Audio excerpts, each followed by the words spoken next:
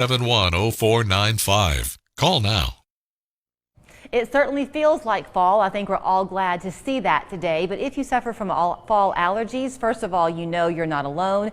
And secondly, I hope you know there is help out there to make you feel better. We're so pleased this morning to welcome Dr. Todd Levin with the Chattanooga Allergy Clinic. Good to see you this morning. Thanks, Julie. Good to see you. I have found at my house just the last few days I've been getting out that allergy medicine to give to my daughter. She certainly has seasonal ones. So 'tis the season. The ragweed, I guess, is in full bloom. Yes, Julie. We have actually, I was just checking the pollen counts. There's quite a bit of ragweed. We actually have a little bit of grass pollen and some tree pollen going around. It's a crazy time of year. In addition, with all the crazy weather, we have quite a bit of mold too. Let's talk a little bit about what's also different this year for allergy sufferers, and that is that we're all wearing masks. And if you've got a drippy nose or a persistent cough, itchy throat, and then you have a mask on top of that, that's just adding insult to injury.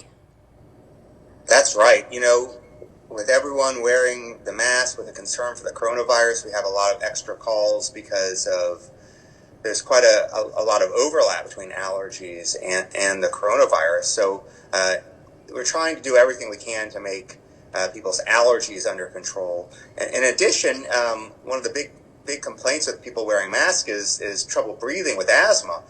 We focused really on making sure people are taking their medicine regularly. We found that if your asthma is better controlled, the mask doesn't bother you as much with your asthma. We found that if you are having issues with your mask and asthma, if you can step up on your asthma treatment, it may make a huge difference in terms of your comfort level. Well, let's talk a little bit about those treatments, because I know very often, and understandably so, when you're on the show, you'll talk about the benefits of allergy shots, which is great, but that's not going to help you so much in this current season. So if you are, isn't that true? It takes a while for it to kick in? Yeah, they take about 6 months to start working. We do offer something called a mini rush, which can allow people to get results much faster than that. So. But if you do want to kind of have a knock on it right now, first of all, what allergy medicine might work for one person might not work for another, right? So people often find themselves in this trial and error of over-the-counter prescriptions. Absolutely. There are so many options out there, and really they're all good, but they don't work for everyone, and you have to find the right one.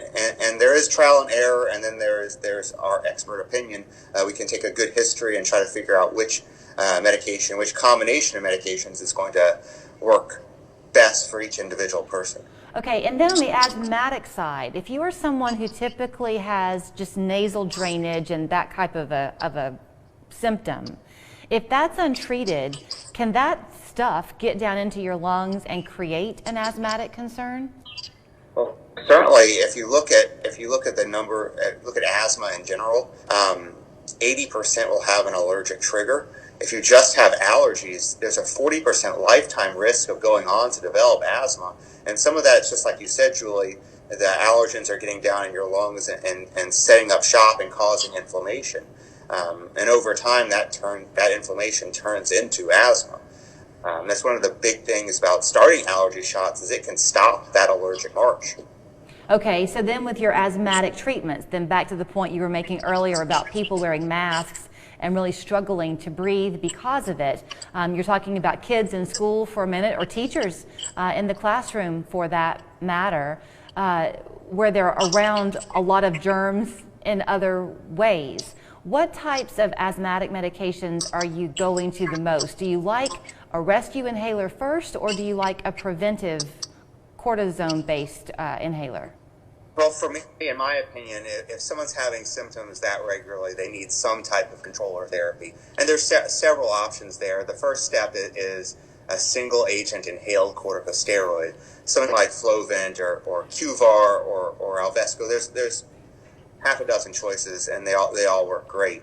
And if that's not controlling it, then we can step up to a combination therapy, something like Advair, Symbicort, Brio, Dulera. There's options there, and then there's step up from there that has 3 agents in there. Either you're going to add something like Spiriva or something like Trelegy, which is a triple agent therapy all in one. There's so many great options now that we can control your asthma very easily with very good, very safe medications.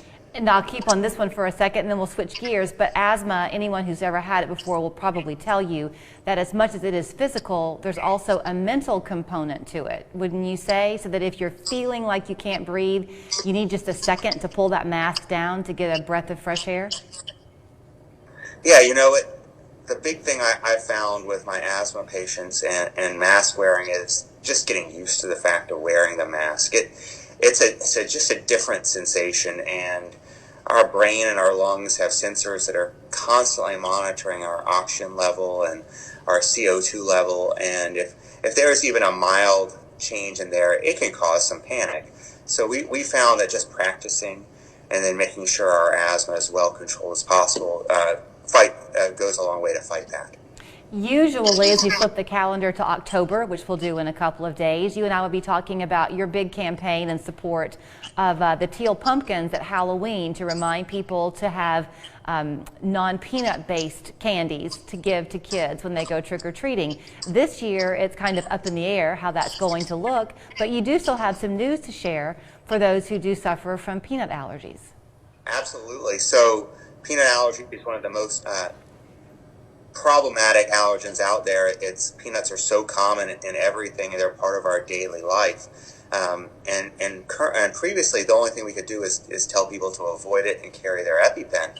But recently, there's been a approval of a new drug called Palforzia, which can help people tolerate small amounts of peanut. It's not a cure per se, but it helps protect against accidental exposures, and that is peace of mind for our families that have peanut allergy. Okay, good news there. Before I let you run, for those who might be coming to see you for the first time, how are you handling things in this COVID world? Is the waiting room full? Do people wait in the car for you to call them? How are you handling that? We are doing everything, making sure that it's as safe as humanly possible. We are limiting space in our waiting room, social distancing in the waiting room, trying to make sure that everyone is staying apart. Everyone has to wear a mask in our office. People coming in for allergy shots can get their shot and they can wait in their car afterwards and keep us in the loop if there's any trouble. Okay. If that phone call was your nurse saying, Dr. Levin, you have a patient waiting for you in the room. I'm sorry about that.